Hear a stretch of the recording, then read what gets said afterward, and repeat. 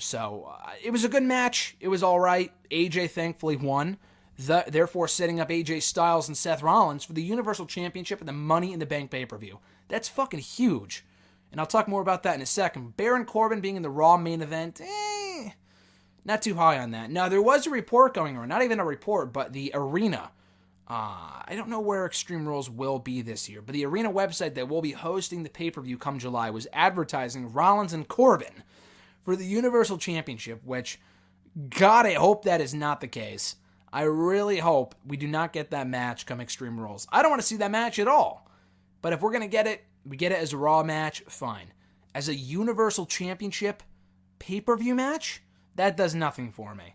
If AJ can't get a great match out of Baron, I would be very surprised if Seth could. So hopefully that's not where we're going with this. I would be so disappointed if they were blowing off AJ and Seth now, only to be able to Rollins and Corbin at the July pay-per-view. So here's hoping that's not the case, but this was a fine match. Like I said, though, Styles and Seth is set in stone for the Money in the Bank pay-per-view next month. Now, I'm of two minds on this thing. On one hand, I am looking forward to the match. We've never seen Styles and Rollins one-on-one before in WWE.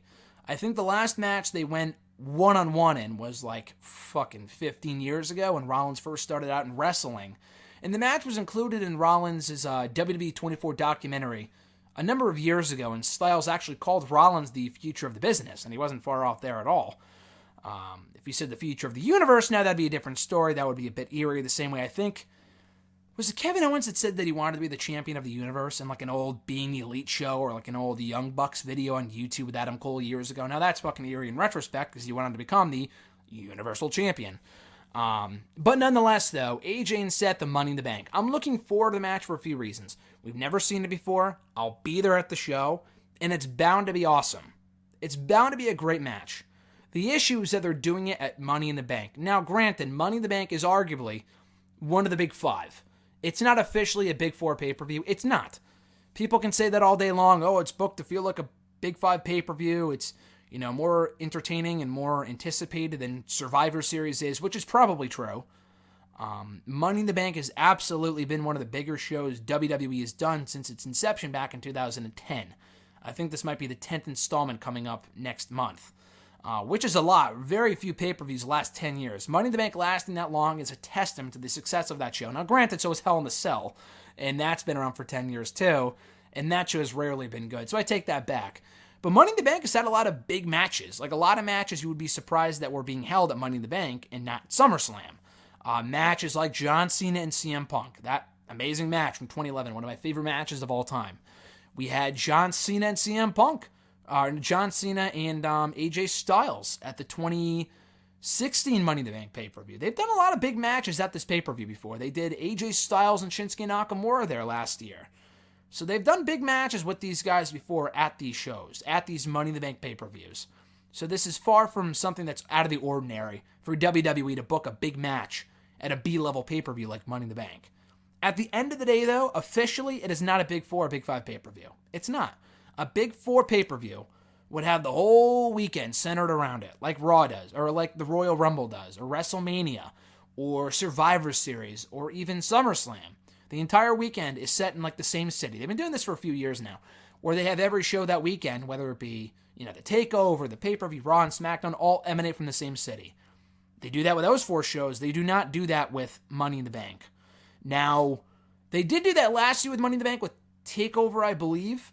I was there actually. They did TakeOver and Money in the Bank at the same arena 2 nights in a row in Chicago, which was cool, and it was a great, experience, and I was very happy that I went. But at the same time, it's not the Royal Rumble. It's not WrestleMania. It's not Survivor Series, and it's not SummerSlam. Raw the next night, I do not believe, was in Chicago. Neither was SmackDown, and that's not the case this year either. Raw is not going to be in Hartford the same way the pay-per-view is, and they're not doing a takeover, God forbid, in Hartford, which I can only imagine how dull that would be. Could you imagine them doing a takeover in Hartford of all places? Good God. For some reason, that does not sound exciting. That sounds as exciting as WrestleMania 11, which also emanated from Hartford, 25 years ago, almost 24 years ago now. But anyway, I would have personally saved the match for SummerSlam. That was my speculation. I was talking with someone on Twitter earlier on that day on Monday about AJ and Rollins headlining Survivor Series for the Universal Championship. Because right now, when you look at the landscape of Raw, there is no bigger match that the Raw brand can do at the moment with who they have on their roster than AJ and Seth Rollins, one-on-one for the Universal Championship. Then again, someone may get hot between now and WrestleMania. Fucking Kofi Kingston. A year ago, was losing at WrestleMania to the Bludgeon Brothers. A year later, facing Daniel Bryan and beating Daniel Bryan for the WWE Championship. So, you never know what might happen in WWE and who may get hot when. Like, Mojo Rawley, for God's sakes, could pop out of nowhere next year and become the Universal Champion. For all of our sakes, I hope that doesn't happen, but the point is that anyone can rise up at any time. So I may be wrong here. Maybe Rollins and AJ is not the hot ticket for WrestleMania next year for the Universal Championship. I would think it would be as of right now. Like, I don't see McIntyre being in that spot, or even Lashley or Corbin, or really anyone else on that brand. But they're doing it in Money in the Bank. I don't see it having a clean finish, but I do see this being the first match of many for over the summer. Starting in May, maybe ending around July or SummerSlam. These two can really rip it up against each other. They can have some awesome chemistry. So I'm looking forward to the feud. I'm a bit weary about it happening so soon. Like, AJ arrived on Raw literally 1 week ago. Or, like, at this point, 10 days ago. But you know what I meant.